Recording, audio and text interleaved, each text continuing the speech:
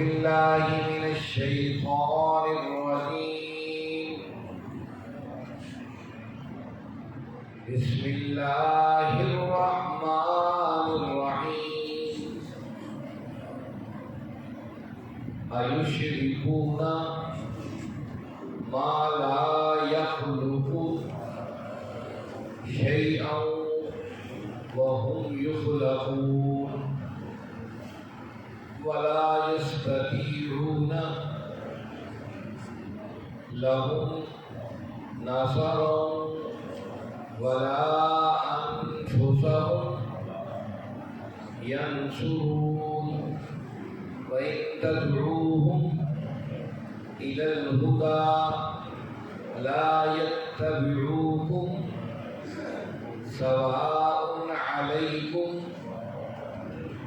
أدعوتموهم أم أنتم صامتون إن الذين تدعون من دون الله عباد أمثالكم فادعوهم فليستجيبوا لكم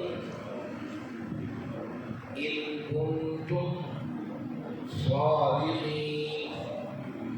ألهم أرجل يمشون بها أم لهم أيدي يبطشون بها أم لهم أعين يبصرون بها أم لهم آذان يسمعون بها قل ادعوا شركاءكم ثم كيدوني فلا تنظرون. إن ولي الله الذي نزل الكتاب وهو يتولى الصالحين والذين تدعون من دونه لا يستطيعون نصرهم ولا أنفسهم ينصرون وإن تدعوهم إلى الهدى لا يسمعون وتراهم ينظرون إليك وهم لا يبصرون. خذ العفو وأمر بالعرف وأعرض عن الجاهلين. صدق اللہ. عزیز ساتھیوں، تمام حمد و ثنا، تعریف و توصیف اس رحیم و کریم رب کے لیے، اس کا رحم اور کرم ہر سو نصیب. اس کے بعد لاکھوں کروڑوں درود و سلام اس نبی مہرباں پر، انہوں نے اللہ رب العزت سے حق کو پا کر ہم تک حق کو پہنچانے کا حق ادا کیا. عزیز ساتھیوں، نامہ پارہ ہے سورۃ الاعراف ہے، اور سورۃ الاعراف کی ہم نے 190 آیات پڑھی.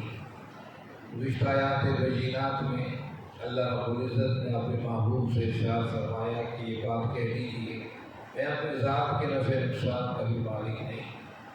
اگر میرے پاس علم غیب ہوتا تو میں اپنے لیے بہت سی برائیاں اکٹھی کر لیتا اور مجھے کوئی تکلیف نہ پہنچتی.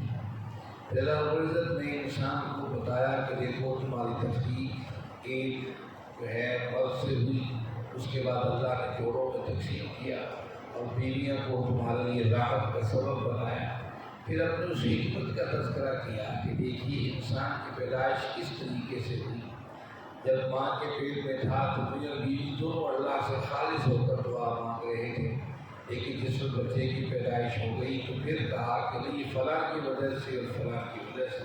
اللہ نے فرمایا کہ تمام شرک سے اللہ پاک ہے. یہ گزشتہ آج کا سبق آیت نمبر 91 سے شروع ہوتا ہے. फरमाओ बिल्लाहि मिनश शैतान अयुश्रिकून, क्या तुम शिर्क करते हो मा ला यखलुकु शैया, जिसने कोई चीज़ तख्लीक नहीं की, वहुम युखलकून, बल्कि वो खुद पैदा हुए। अल्लाह ने फरमाया कि उस वक्त मक्का के जो मुशरिक थे उनके सामने कुरान उतर रहा था और उन लोगों ने खुदाओं का तस्वुर कायम कर रखा था, लात मनात और दीगर बुतों को बनाया हुआ था और ये कहते थे कि जो बुत हमने बनाए हैं ये इनकी हम पूजा नहीं करते, ये जिनकी शबीहा हमने बनाई है असल में वो हमारे मददगार और माविन हैं और अल्लाह के यहाँ हमारे सिफारिश। तो अल्लाह ने फरमाया कि युश्रिकून मा ला यखलुकु शैया, कि तुम कैसे शिर्क करते हो कि जबकि उन्होंने कोई चीज़ पैदा ही नहीं की, तुमने खुद घर कर उन्हें बनाया, वहुम युखलकून, वो खुद पैदा हुए वला यस्ततिऊन लहुम नस्रन वला अनफुसहुम यंसुरून, वला यस्ततिऊन, वो ताकत नहीं रखते लहुम उनके लिए नस्रन, उनकी मदद कर सके, वला अनफुसहुम यंसुरून, वो तो अपनी ज़ात की मदद भी नहीं कर सकते, उनको उठा के फेंक दे तो अपने आप को बचा भी नहीं सकते। वो ये कैसे लोग हैं उन्हीं से मदद तलब करते हैं। वइन तदऊहुम इलल हुदा, अगर वो उनको पुकारें अपनी रहनुमाई के लिए, ला यत्तबिऊकुम, वो किसी किस्म की तुम्हारी मदद, तुम्हारे पैरवी या तुम्हारा कोई मामला हल नहीं कर सकते। सवाउन, बराबर है, अलैकुम पर अदअउतुमूहुम, कि तुम उन्हें पुकारो, अम अंतुम सामितून, या तुम खामोश हो, एक ही बात है, पुकारो तो भी ना पुकारो तो भी। इन्नल लज़ीना तदऊन मिन दूनिल्लाह, बेशक ये वो लोग हैं, ये वो हैं तदऊन जिन्हें तुम पुकारते हो मिन दूनिल्लाह, अल्लाह के सिवा, इबादुन, बंदे हैं, अमसालुकुम, तुम्हारी तरह, फदऊहुम, बस तुम उन्हें पुकारो, फलयस्तजीबू, चाहिए कि वो तुम्हें जवाब दें, लकुम इन कुंतुम सादिकीन, अगर तुम सच्चे। इस वक्त आका करीम सल्लल्लाहु अलैहि वसल्लम ने इरशाद फरमाया कि बूढ़ों को पूछ रहे हो ये तो मूर्ति है, उनके जवाब में लोगों ने कहा हम इनको नहीं पूछ रहे, ये जिनकी शबीहा हमने बनाई हैं असल में उनको हम अपनी मदद के लिए पुकारते हैं। तो अल्लाह रब्बुल इज्जत ने फरमाया कि इन्नल लज़ीना तदऊन मिन दूनिल्लाह, जिन्हें तुम पुकार रहे हो, इबादुन अमसालुकुम, वो तुम्हारी तरह बंदे ही हैं, अगर तुम सच्चे तो पुकारो उन्हें, और चाहिए कि तुम्हारी दुआओं का, तुम्हारी गुफ्तगू का, तुम्हारी बात का जवाब दें अगर तुम सच्चे हो। अलहुम अर्जुलुन यमशून बिहा, क्या उनके पाँव हैं यमशून बिहा, जिससे वो चलते हैं। अम लहुम अयदी यबतिशून बिहा, क्या उनके हाथ हैं जिनसे वो पकड़ते हैं। अम लहुम अयुन युबसिरून बिहा, क्या उनकी आँखें हैं जिससे वो देखते हैं। अम लहुम आज़ान यस्माऊन बिहा, क्या उनके कान हैं या उनके कान हैं जिनसे वो सुनते हैं। उद्दू, कह दीजिए पुकारो, शुरकाओ, तुम अपने तमाम शरीकों को जो अल्लाह के साथ तुम पुकारते हो, सुम्मा कीदूनी, फिर उनसे कहो कि मुझ पर तदबीरें इख्तियार करें, फला तुनज़िरून, और जो कुछ वो कर सकते हैं वो करें। अब इस आयत के अंदर अल्लाह ने फरमाया, अब उन्होंने जो बुत बनाए थे उनके हाथ भी थे, पाँव भी बनाए हुए थे। हमेशा इंसान के जो तख़य्युलाती तस्वुर है उसके अंदर जब वो सुनता है कि माबूद हकीकी देखते हैं, सुनते हैं, पकड़ते हैं, तो उन्होंने जो खुदा बनाए इसी शबीहा के ऊपर बनाए कि आँखें भी रखी, कान भी रखे, उनके खुद बनाते हुए हाथ और पाँव भी बनाए। अल्लाह रब्बुल इज़्ज़त ने फरमाया जिनको तुमने खुद बनाया है, बताओ उनके हाथ और पाँव हैं, क्या वो पाँव से चलते कि तुमने देखा है, और उनके हाथ हैं क्या वो कोई चीज़ पकड़ते भी हैं। इतने बेबस हैं, उनकी आंखें हैं और फिर तुम देखते हो को देख नहीं सकते, कान हैं लेकिन सुनते नहीं। उनकी बेबसी तुम्हारे सामने खुद वाज़ेह है। अगर तुम ज़्यादा सच्चे हो, कहते नहीं कि हमारे खुदा, हमारे माबूद, हमारी मदद करने वाले, फिर बुला लाओ सारे शरीकों, सुम्मा कीदून, ये कहो कि मेरे खिलाफ तदबीरें इख्तियार करें, फला तुनज़िरून, और जो कुछ वो कर सकते हैं वो करके दिखाएं, फिर देखते हैं क्या होता है। इन्ना वलिय्युल्लाहुल्लज़ी नज़्ज़लल किताब, और बेशक अल्लाह तो वली है, कारसाज है, अल्लज़ी नज़्ज़लल किताब, वही जिसने किताब को नाज़िल किया। इन्ना वली, कि کہ بے شک میرا ولی، میرا کارساز تو اللہ ہے، الذی نزل الکتاب، جس نے کتاب کو نازل کیا، وَهُوَ يَتَوَلَّى الصَّالِحِينَ، اور نیک لوگوں کا بھی وہی مددگار اور والی اور وارث ہے۔ اس میں بتا دیا کہ اللہ کے ساتھ کسی قسم کا کوئی شریک نہیں ہے۔ کوئی انسان کسی سے طلب کرے تو وہ اس کی طلب بالکل جھوٹی اور غلط ہے، اللہ ہی والی اور وارث ہے۔ اسی طرح آقا کریم صلی اللہ علیہ وسلم نے ارشاد فرمایا، اگر تمہاری جوتی کا تسمہ بھی ٹوٹ جائے تو اپنے رب سے مانگو۔ حالانکہ اس کے لیے تو پیسہ ہونا چاہیے، اس کے لیے تو مارکیٹ جا کر تسمہ خریدنا چاہیے۔ کوئی شخص کہہ سکتا ہے کہ میں کیوں اللہ سے مانگوں، میرے تو پیسے جیب میں ہیں اور میں جا کر مارکیٹ سے تسمہ خرید سکوں گا، خریدوں گا۔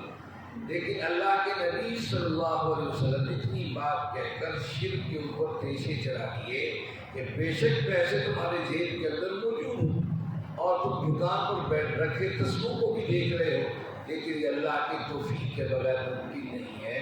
اس لیے جب بھی جوتی کے تسموں میں ٹوٹ جائے، کسی اور سے مانگنے کے بجائے اللہ سے مانگو، پھر اللہ سے مانگنے کے بعد اس کی والذین تدعون من دونہ لا یستطیعون نصرکم، اور جنہیں تم پکارتے ہو اس کے سوا لا یستطیعون، وہ طاقت نہیں رکھتے، نصرکم تمہاری مدد کی، ولا انفسہم ینصرون، وہ تمہاری مدد کیا کریں گے، وہ تو اپنی مدد کے بھی قابل نہیں ہے۔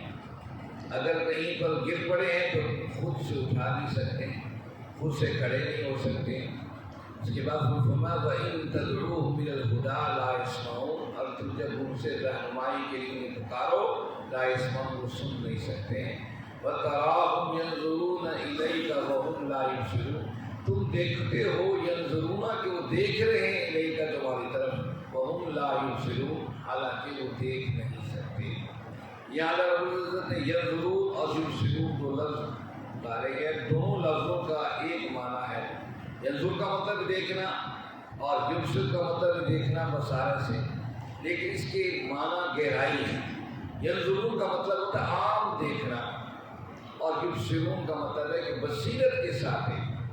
بصیرت کے ساتھ دیکھنا کیا ہے؟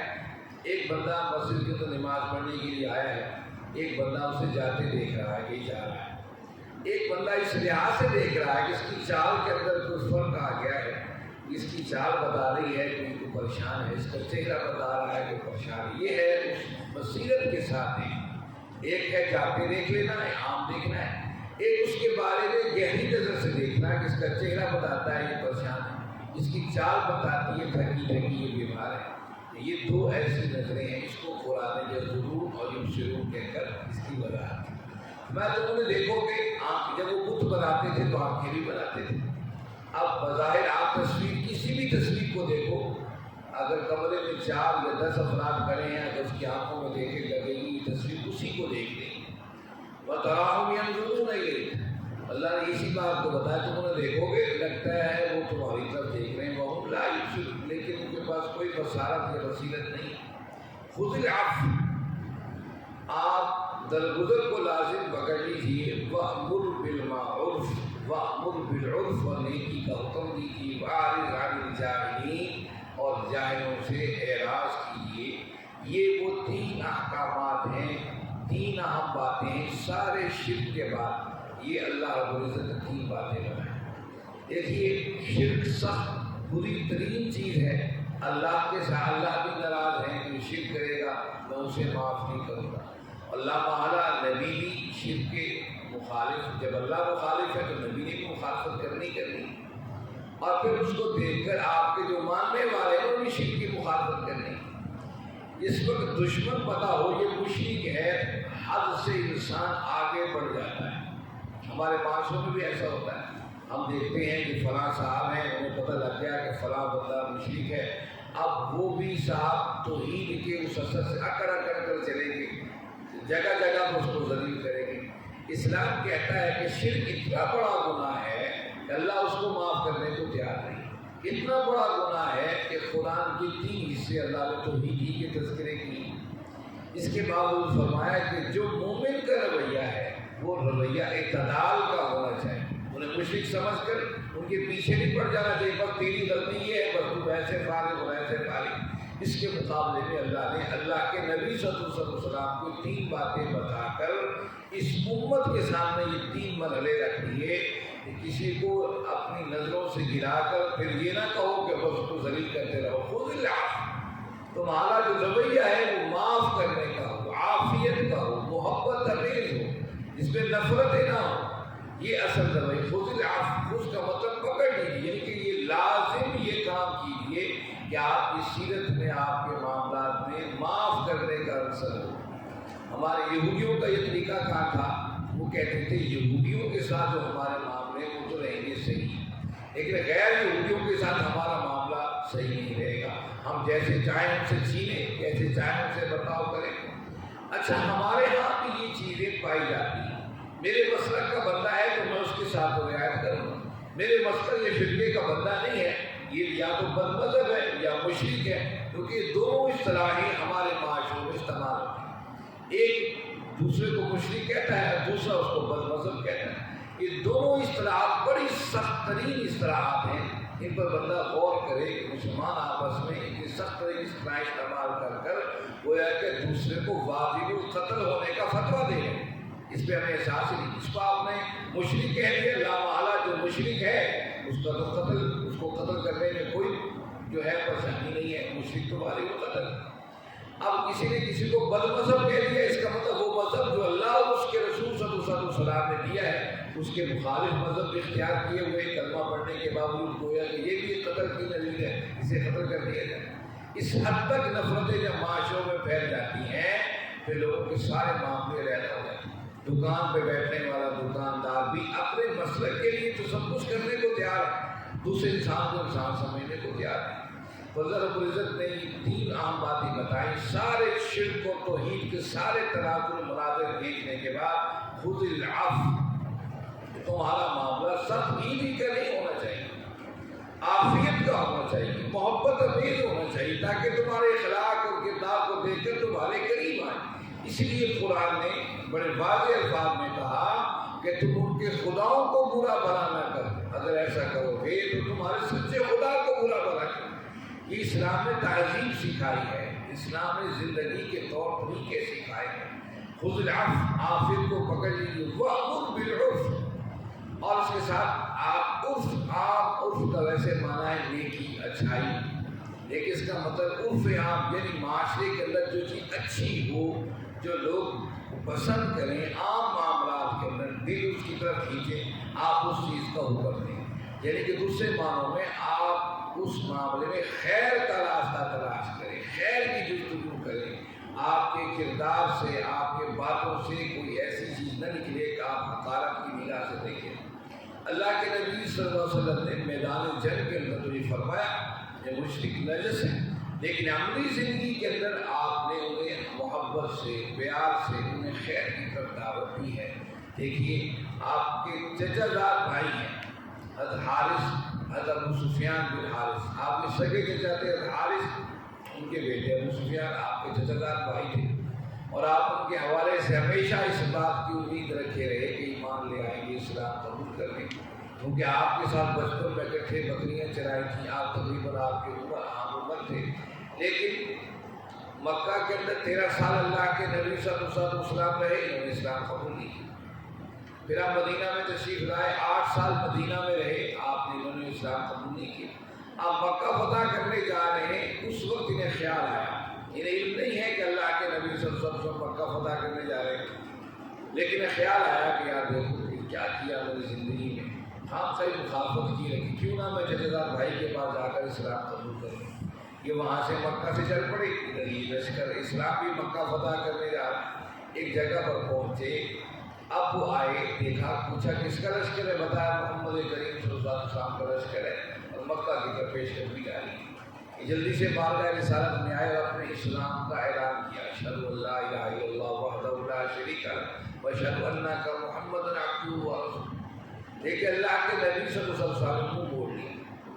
اب یہ مشرک بھی ہیں، انہیں آپ گرفتار بھی کر سکتے ہیں، پکڑ بھی سکتے ہیں، اور آپ جا بھی مکہ کی طرف گئے. انہوں نے اسلام کو شاید ڈر کی وجہ سے اسلام قبول کر لیا، آپ نے منہ موڑ لی. پھر کہا دوسری طرف سے آئے، آپ نے پھر منہ موڑ لی. یہ بڑے پریشان ہو کر ابو بکر صدیق کے پاس گئے، کہنے لگے کہ ابو بکر میں اسلام قبول کرنا چاہتا ہوں اور اللہ کے نبی صلی اللہ علیہ وسلم میرے اسلام کو قبول نہیں کر رہے۔ آپ نے فرمایا آپ علی کے پاس آؤ، حضرت علی آپ کو بھی جانتے ہیں، اللہ کے نبی صلی اللہ علیہ وسلم کو جانتے ہیں۔ اب علی بھی چچا بھائی ہیں اللہ کے نبی صلی اللہ علیہ وسلم کے، اور حضرت ابو سفیان بھی چچا بھائی ہیں، تینوں آپس میں چچا بھائی۔ حضرت علی رضی اللہ عنہ کے بعد جب یہ پہنچے ابو سفیان بن حارث، یہ ابو سفیان بن حارث ہیں، یہ وہ ابو سفیان نہیں ہے جو میدان احد کے اندر لڑے تھے، فتح مکہ کے وہ جن اسلام قبول کیا تھا، جن کے بارے میں آپ نے فرمایا جو ابو سفیان کے گھر میں بھی داخل ہو گیا اسے بھی امان امان، وہ ابو سفیان بن حرب ہے۔ یہ ابو سفیان بن حارث ہیں تو اللہ کے نبی صلی اللہ علیہ وسلم سگے چچا حارث کے بیٹے۔ تو علی نے فرمایا کہ دیکھو بات یہ ہے کہ اللہ کے نبی صلی اللہ علیہ وسلم تم سے اس وجہ سے ناراض نہیں ہے کہ تم مشرک ہو یا مکہ کے کافر ہو، اس لیے ناراض ہے کہ تم تو قریبی تھے، اکٹھے تم نے زندگی گزاری تھی اللہ کے نبی صلی اللہ علیہ وسلم کے ساتھ، تمہیں تو پہلے اس دعوت پر لبیک کہنا چاہیے لیکن تم نے اسلام قبول نہیں کیا۔ آپ یوں کرو جب جاؤ تو یوسف علیہ السلام کے بھائیوں کی طرح اپنے گناہوں کا اقرار کرو، اور پھر انہوں نے آ کر وہی الفاظ کہے جو یوسف علیہ السلام کے بھائیوں نے کہے تھے۔ اس کے جواب میں اللہ کے رسول وہی الفاظ کہے جو یوسف علیہ السلام نے کہے، لا تثریب علیکم، تم پر آج تک کوئی گناہ کوئی پکڑ نہیں ہے۔ تو آپ نے سیدھا پوچھا فوراً کیا تم علی کے پاس گئے؟ تو کہنے لگے ہاں یا رسول اللہ میں علی کے پاس گیا۔ تو آپ نے فرمایا کہ ابو سفیان نے کہا یا رسول اللہ آپ نے میرا اسلام کیوں نہیں قبول کیا، جبکہ جو آپ کے پاس آتا ہے آپ اسلام قبول کر لیتے ہیں۔ فرمایا ابو سفیان تو میرے بھائی تھے، چچا زاد بھائی تھے، میں اکٹھے بکریاں چرائی، زندگی کا سارا بچپن کا سفر، لڑکپن کا سفر، جوانی کا سفر ہم نے اکٹھے کیا، اور تم میرے سارے معاملات کو جانتے تھے۔ جب میں نے پہلی دفعہ ہیرا پر جو ہے پیغام لے کر آیا، پہلی دفعہ اللہ کا پیغام، میں نے سوچا ابو سفیان میرے ساتھی ہیں اسلام قبول کر لیں۔ 13 سال امید رکھی آپ نے اسلام قبول نہیں کیا، 8 سال کے بعد آپ اسلام لے کر آ رہے ہیں۔ تو یہ بات یہ ہے کہ اللہ کے نبی صلی اس لیے نفرت نہیں کی کہ مشرک تھے، اس امید پر آپ رہے کہ شاید اسلام قبول کر لیں، اب کر لیں اور تب کر لیں، لیکن آپ کا معاملہ ہمیشہ نرمی کا رہا اور نیکی کے حکم کا رہا۔ وہ آج جاہل، ہاں جو جاہل لوگ ہیں، علم کے مقابلے میں قرآن نے جہل کا لفظ استعمال کیا۔ علم کا مطلب ہے شعور اور جہل کا مطلب ہے جہالت۔ جس کو شعوری طور اس کے پاس کوئی شعور نہیں ہے اس کو جاہل قرار دیا۔ یہ نہیں کہ وہ پڑھا لکھا نہیں ہے، یونیورسٹی اور کالجوں میں نہیں پڑھا، شاید وہ جاہل ہے، ہم اسی کو جاہل کہتے ہیں جس نے پڑھا نہ ہو، اسکولوں میں نہ جاہل کا جاہل نہیں۔ بعض پڑھے لکھے لوگ بھی جاہل ہوتے ہیں کہ ان کے پاس شعور نہیں ہے، وہ بعض دفعہ ان پڑھ لوگ بھی علم والے ہوتے ہیں کیونکہ ان کے پاس شعور ہوتا ہے۔ شعور وہ اصل چیز ہے جو انسان کو جاہل بناتا ہے اور انسان کو یا انسان کو علم اور عالم بناتا ہے۔ اور عالم جاہلین اگر اس سے واسطہ کہیں پڑھ بھی جائے وہ شکر سے کوئی ایسا معاملہ اسے درگزر کیجیے، کچھ چھوڑ دیجیے۔ جب انہیں عقل سمجھ نہیں آ رہی، سورج چاند ستارے کتنی بڑی چیزیں اور یہ اپنے رب کے قبل ہیں۔ للشمس ينبغي لها أن تدرك القمر والليل سابق النهار، یہ ممکن ہی نہیں ہے کہ چاند دن پہلے آ جائے رات سے اور سورج چاند کوئی کسی کو جا کر پکڑ لے، ایسا نہیں ہے اللہ کا نظام ہے۔ یہ نظام و قدرت انسان کو بتا رہا ہے اس کائنات کا خالق اور مالک کوئی تنہا ہے، اگر دو ہوتے تو آپس میں لڑتے جھگڑتے۔ اس کی آخری بات بتائے خذ العفو، عافیت کا معاملہ کیجیے لوگوں کے ساتھ، وأمر بالعرف، اور عرف عام کے اندر جو اچھائی کا تعلق ہے ان سے قائم رکھیے، نیکی کا حکم دیجیے۔ وَأَعْرِضْ عَنِ الْجَاهِلِينَ، اور جو جاہل بحث کرے ان سے منہ موڑ لیجیے۔ اسی جگہ قرآن نے کہا يُخَاطِبُهُمُ الْجَاهِلُونَ قَالُوا سَلَامًا، جب آپ سے بحث و تمیز کرے آپ کا سلام علیکم، ان سے ہم تم جاؤ ٹھیک ہے اور ہم بھی جا رہے ہیں۔ بحث سب سے بری چیز ہے۔ امام حسن بننا شہید رحمۃ اللہ علیہ یہ اخوان المسلمون کے بانی بھی ہیں، جو 22 عرب ملکوں کے اندر یہ تحریک چل رہی ہے، اس کے بانی بھی ہیں، اور سب سے پہلے انہوں نے مصر کے اندر حلقہ قرآن کو قائم کیا۔ حلقہ قرآن قائم کیے، لوگوں سے کہا کہ آئیے دین قرآن سیکھیے، قرآن کی طرف لوگ راغب ہونے شروع ہو گئے۔ یہ پرائمری اسکول ٹیچر تھے امام حسن بننا شہید رحمۃ اللہ علیہ، کو اس کی گورنمنٹ نے شہید کر دیا۔ ایک دفعہ درس قرآن دے رہے تھے، کسی نے مسئلہ پوچھا، جناب یہ رفع دین کرنا جائز ہے کہ ناجائز ہے؟ ہاتھ سینے پر باندھنا جائز ہے کہ ناجائز ہے؟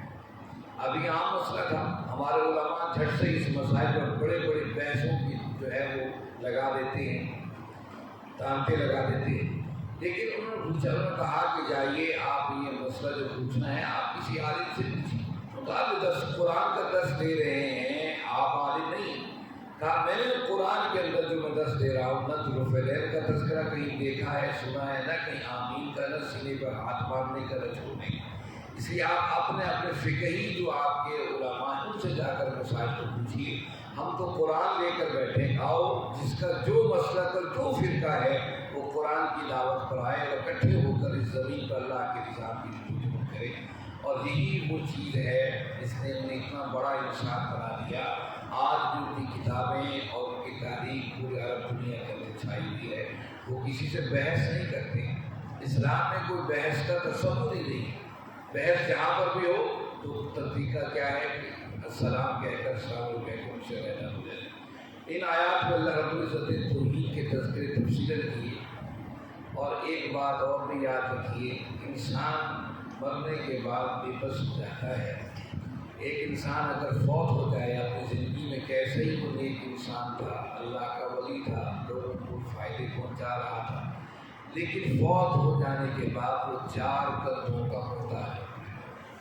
ہر انسان یہ دیکھ لیجیے، یہ جنازے جو اٹھتے ہیں، شاید اللہ رب العزت نے جنازے اٹھانے کی ترتیب بھی اللہ کے نبی صلی اللہ علیہ وسلم کو اسی لیے بتائی تاکہ لوگ دیکھ لیں جو فوت ہو جانے کے بعد 4 قدموں کا محتاج ہے، وہ کسی کی محتاجیاں کیسے دور کر سکتے ہیں۔ یاد رکھیے، اس بات کو ذہن نشین کر لیجیے، پلے باندھ لیجیے۔ جو خود محتاج ہے، قبر میں کوئی خود سے اتر نہیں سکتا ہے اور اس کو کھود کر لوگ دوسرے سے قبر میں اتارتے ہیں، اتنا محتاج ہے، وہ کسی کی محتاجیاں کیسے دور کر سکتا ہے؟